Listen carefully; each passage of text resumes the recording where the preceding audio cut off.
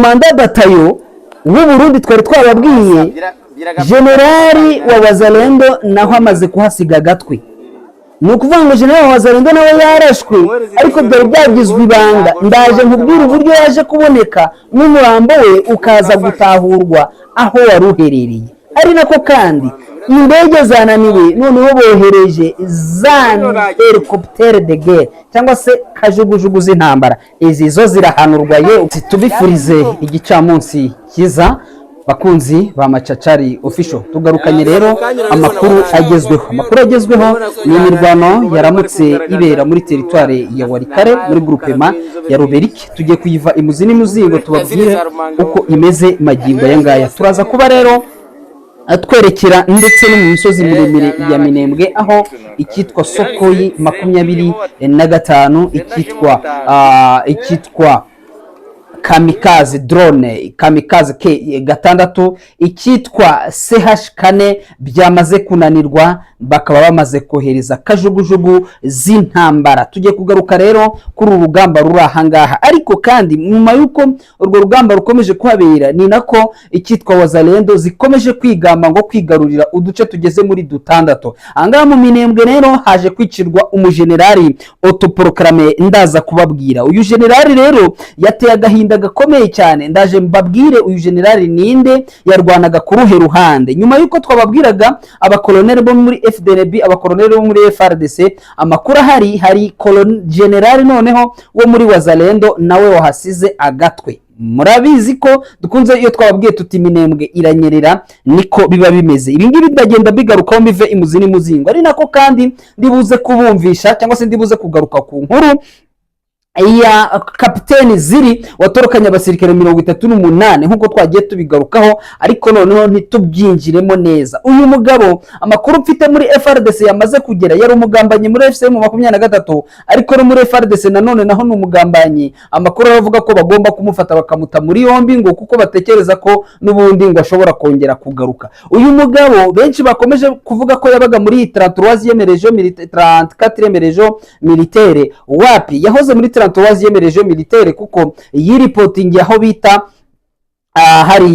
hariya muri Ikivu y'Amajyepfo aho intare za Sarambwe zari zamaze kuba zirenga hitwa Makobora. Uyu mugabo niho yiripotingana imbunda y'amashigane ndetse n'icyombo n'indi mbunda ya SM. Uyu mugabo yiripotinze wenyine nyuma yo kuba yaramaze iminsi akekwa ko ashobora kuba gambanira FRDC. None yageze muri FCM 23 yongeye gusubirayo. Ndaza kubumvisha, ndaza kubereka video yiwe, ntekereza ko ahubwo namaze no kuyibashyireho murimo murayibona.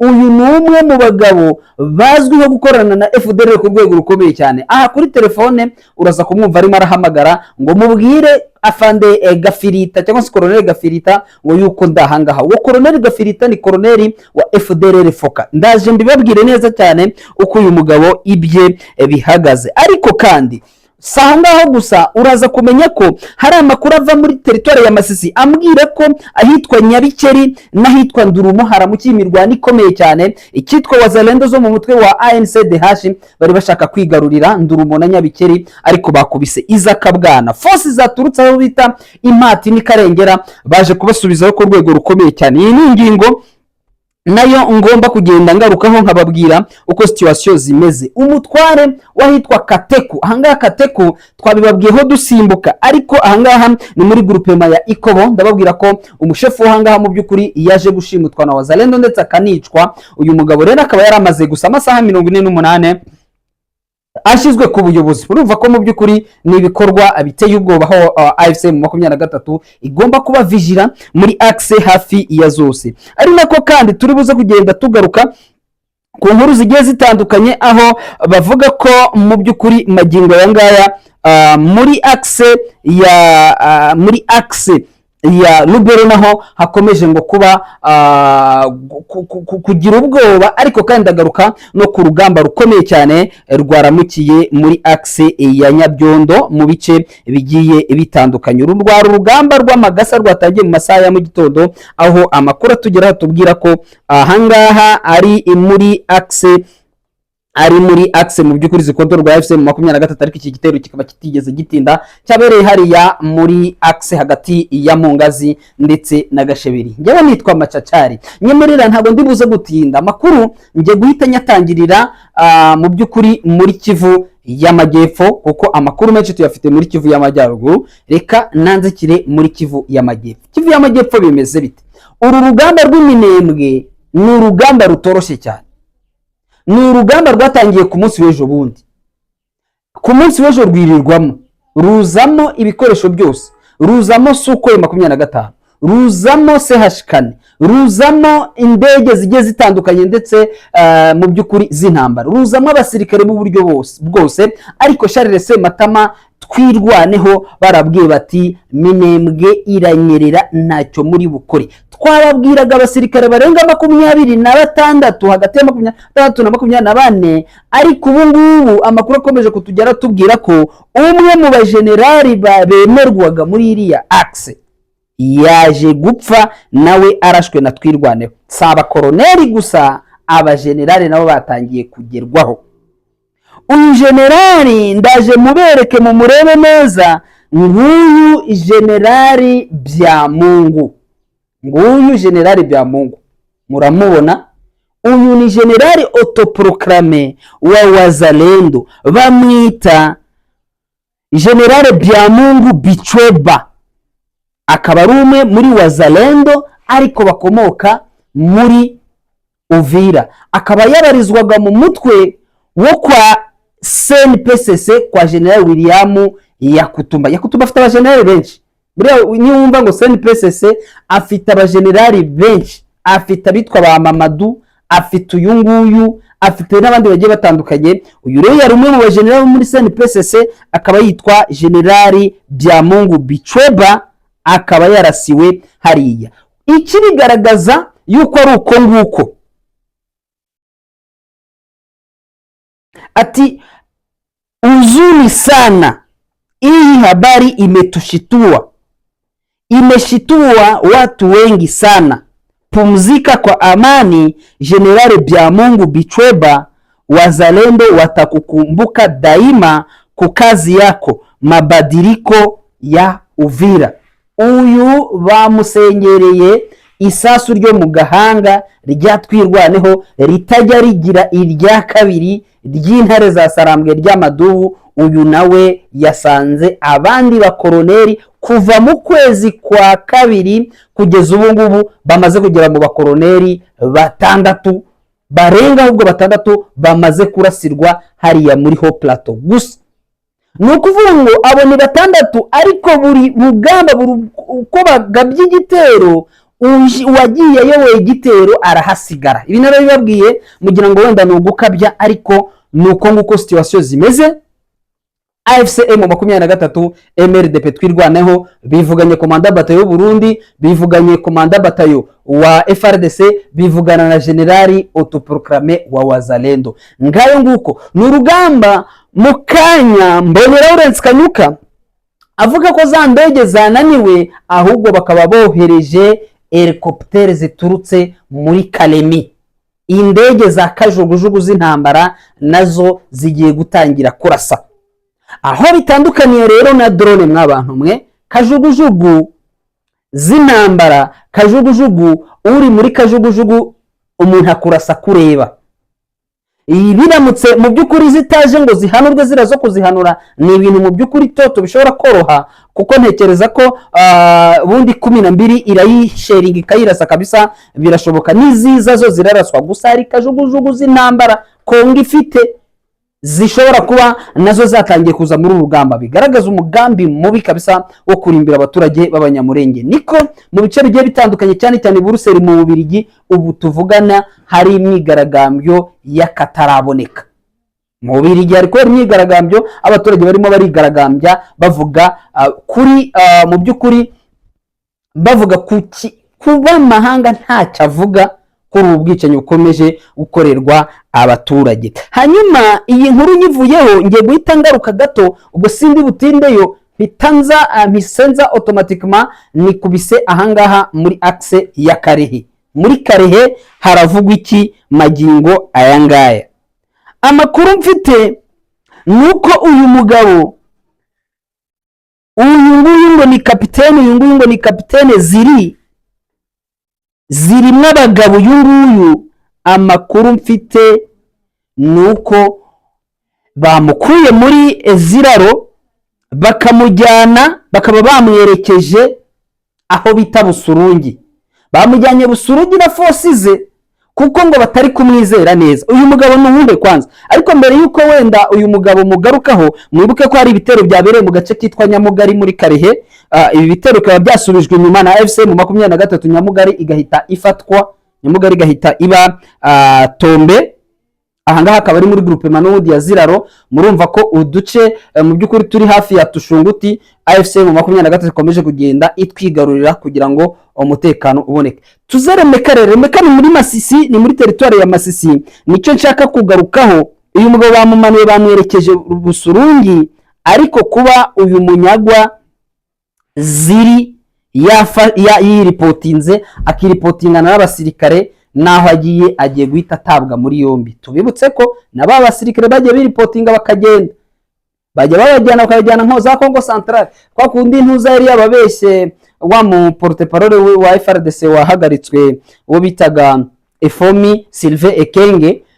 Uyu mugabo yababwiye ngo nibirarane by'imishara yabo bazabihabwa, ntabyo bigeze baba, ahubwo barabajyanye, baragiye baruhukira ikamina gakeya bahita babajyana muri Congo Central. Urumva nani kamina n'ubundi niyo Kitona niyo iri muri Congo Central plutôt. Hanyuma amakuru akavuga ko uyu mugabo ubusanzwe uyu mugabo ngo afite mu byukuri ngo abantu ngo bamutinye cyane. Bagize bati alerte à la vigilance au sein des FARDC. Ati bare television kuri uyu mugabo wazanye abasirikare 38 yabajyanye pe. Amakuru akavuga ko ngo unihise le capitaine Ziri. Ati lors de la chute de la ville d'Uvira, il était à Kalungu avec son unité des FARDC. Après avoir appris que ses frères avaient pris le contrôle d'Uvira, il aurait directement rejoint Makobora. Aujourd'hui, alors que la situation semble tourner contre lui, il revient ce jeudi 14 mai 2026 pour rejoindre les FARDC avec quelques éléments. Le plus grave, demain il peut encore repartir rejoindre ses frères pendant qu'il est gardé sur les lignes de front. Quelque chose ne marche pas dans notre armée, s'il vous plaît. Uyu mugabo ngo bamufata bahita bamufunga ngo kuko we yajoininze AFCM 23 Makobora. Igihe AFCM 23 yamaze gufata Uvira ahita ayijoininga, ntabwo yatinze, yahise agarurwa, ashyizwe hano muri axe, ahise atorokana na unité ndetse n'imbunda nini bari bafite zose yazijyanye. Amakuru hari rero nuko yahise afatwa nawe akaba agiye gufungwa, ngo akaba nta cyizere afitiwe ngo ko ashobora kuba ari gukora ubumaneko ku mpande zombi. Sinzi mu byukuri abatekereza abangaba bagenda ntabwo nabo babayeho neza iyo bagera, bagira ngo hari ibyo bari bubizeze, barabagira abantu badanje kuko batorotse icyama, ariko amakuru ahari nuko nta cyiza babona, ahubwo baragenda bagahura n'akaga gakomeye cyane. Uyu mugabo rero mwamwumvise arimo araganira na bamwe mu basirikare bazatse wagiye koko n'abandi akabita bakabisa, ariko akanabwira n'abasirikare ba FARDC mbere ko bamujyana ati mubwire Gafirita. Uyu mugabo afite hari amakuru ahari ngo yuko ashobora gutorokana agatorokera muri FDLR, kuko uyu Colonel Gafirita ni umu FDLR yarayoboye muri axe ya za Nyamitabo, za Kibugu, iyo axe yose kumanura kugeza hakurya za Busihe kugeza niburunguye niho yarageze mbere yuko ino ntambara itangira. Yarafite ibirindiro bikuru ahitwa Imagundo hejuru ya za Nyamitaba, akabitwa Colonel Gafirita. Akaba yahamagaraga ngo mwagiye mumwumva hariya muri iriya video avuga ati mubwire Colonel Gafirita ngo yuko ndi hano. Urumva uyu nguyu rero nuwo nguwo nimuza kumwumva, nuko nguko n'uyu nguyu kapiteni Ziri mu byukuri waje gutoroka. Uyu ntiyangubwo turi bwirirwe tumutindaho, ahubwo turahita twirukanka cyane.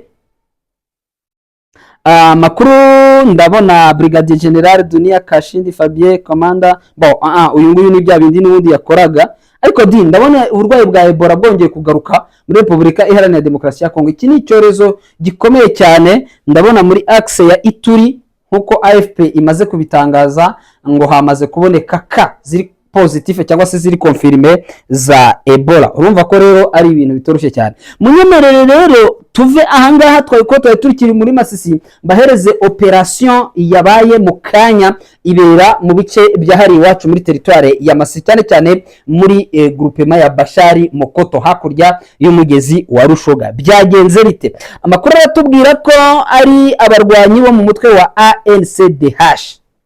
ANCDH ni umutwe uyoborwa na Jean Marie Bonane nabo ba General Autoproclamé Nyansi n'abandi bagiye batandukanye. Amakuru avuga ko abasirikare rero ba Wazalendo bagabye ibitero mu gace kitwa Nyabikeri n'ahitwa Ndurumo. Utu duce twombi tukaba duherereye muri localité ya Rukweti muri groupe ya Bashari Mokoto. Amakuru akavuga ko abangaba binjiye bari benshi pe, binjiye ari benshi basanga ndetse force za FCM 23 ambushe zabo zari ziri tayari, ariko bari bafite effectif iri nkeya. Byari ngombwa yuko bahita banafata turiya duce baranatwigarurira direct mu Nyabikeri na Ndurumo bahise bahafata. Bakimara kuhafata rero amakuru arambwira ko byageze mu masaha ya saa 4 AFCM 23 force zayo zije kuramforsa babandi zari ziturutse aho bita Impati, izindi ziturutse Karengera ubutaragira Mpati gatoya ubuvuye Kirumbu ukorosa gatoya mu kabonde karaho ngaho niho bita Karengera. Force zamanutse rero zaturutse Karengera ziramanuka nizivuye Impati ziramanuka bajya gutanga umusada mu masaha ya saa 4:40 nibwo iriya coalition ya FDLR Wazalendo bo kwa Jean Marie bari babakuye muri Nyabikeri no muri Ndurumo. Ariko amakuru aratubwira ko ziriya force n'ubundi ziri Mati zavuye Mati zikaza gutanga umusada zishobora kongera gusubira inyuma, iriya coalition kongera ikagaruka ikarusha imbaraga force ziri hariya. Abantu rero baturiye muri iriya axe bakaba batangiye gusaba renforcement ya AFCM 23 abasirikare benshi ngo babahabohereze kugira ngo n'ubundi abaturage batongera guhura n'ibyago. Ziriya nizo axe zatumaga Impati baza gusahurwa, Karengera baza gusahurwa, Kirumbu baza gusahurwa, baza kubasabota apara aho ngaho bita Kivuye bakabasabota ku rwego rukomeye cyane Inyange. Bango nizo axe ziramutse zigiyemo Wazalendo abaturage bo muri biriya bice bakongera guhura n'akaga gakomeye cyane mu bijyanye n'umutekano muri groupement ya Bashari Mokoto. Andi makuru akabavuga ko rero AFCM 23 magingo yangaya iri aho ngaho grâce ya intervention y'abaturage y'abasirikare bavuye Mpati n'abavuye hitwa Karengera. Hanyuma iyi ngingo ntabwo turi bwirirwe tuyitindaho, turagaruka tureta dusimbukira hepfo gato gusa, ubwo ni bumoso twambuke tujye hakurya muri Oso Banyungu. Amakuru avayo aratubwira ko hari urugamba rwa mu gitondo kare ko rwahise rwihuta vuba ntago rwatinze, ariko Wazalendo mana yanjye bazi kwigamba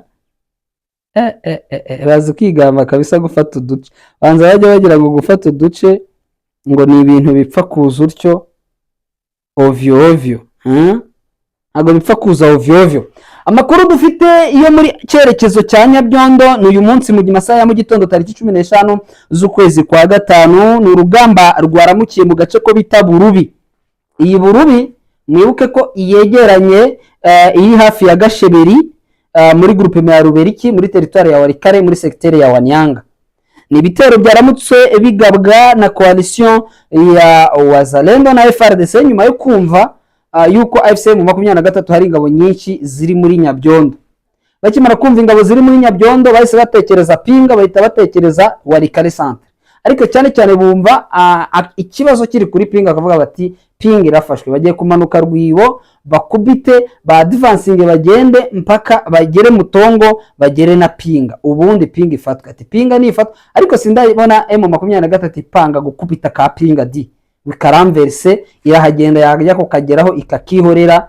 Ariko aka Pinga niba ari uyu mugezi wa Mweso sindabimenya neza, tuzagenda tubireba wenda abankurikiye muri kure umugezi wa Mweso ahangaha hafi ahangaha namaze kuba nkubereka niba ari uyu mugezi ubitera, niba ari birabiraro byinshi tekereza ko hari abashobora guca inyuma bakaca ikiraro hanyuma mugasigara hagati.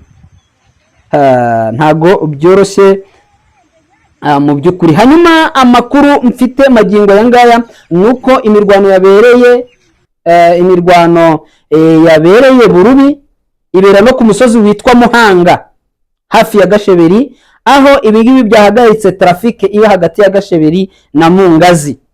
Amakuru akaba avuga ko rero abaturage donc hari hashize ibyumweru bibiri nta mirwano iri muri aka gace. Abaturage rero bakaba bagize impungenge nyuma yo kumva ibi bitero n'ubundi bikomeje kugabwa muri iyi axe n'ubundi muri groupement ya Rubeki muri ibi bice. Ni imirwano yabaye mu by'ukuri bikaza gusa nkaho ihagaze 2:50. Ibaze yatangiye 4 n'igice zishyira 5, 2 bari bamaze kubakubita, bamaze kubasubiza hirya. Ntabwo bitinda ibyabayo, baje bagasanga force ziri stand by, ntabwo bitinda. Ntabwo bitinda kabisa.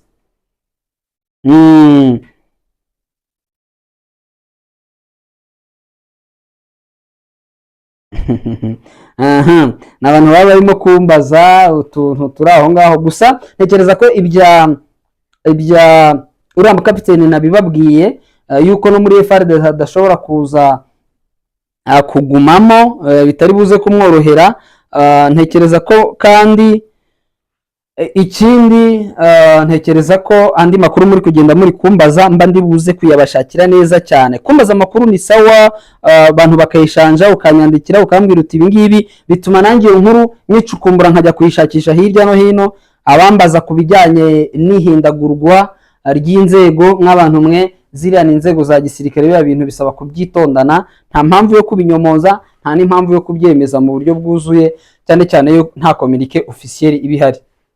Ntekereza ko n'abasirikare bamwe bajya gusanga bagasanga inzego zarabahindukanye, bari kuyoborwa n'abandi batunguwe. Ibyo ngibyo niko biba, gusa byanga bikuze muri AFC mu 23 hagomba kubonekamo impinduka kabisa, hagomba kubonekamo impinduka nyinshi. Byaba byiza igisirikare kiri statike, ntabwo biba isawa guhinduka. Nibyo ofire ya mezire baba bagomba kugira byinshi bahindura. Hanyuma andi makuru wenda navuga nyuma y'aya ngaya nuko mbona hari inama ya opposition y'abatavuga rumwe na leta iri kubera mu biro bya Moise Katumbi, irimo Jean-Marc Kabund, Delice Sanga,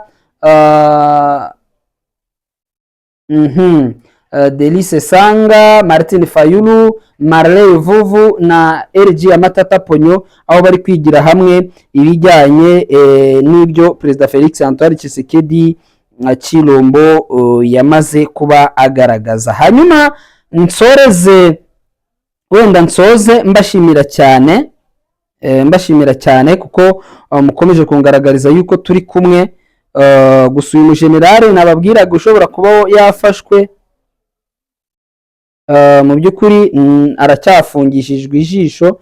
Ni ibintu nk'ibyo ngibyo nta biba bigaragara. Ituri une epidemie de la maladie à virus Ebola déclarée. Urumva ni cya kibazo nababwiraga, nuko nguko situation zimeze. Mbashimire cyane, dusubire mu makuru yacu ataha. Amakuru yacu nakagaruka. Bye bye.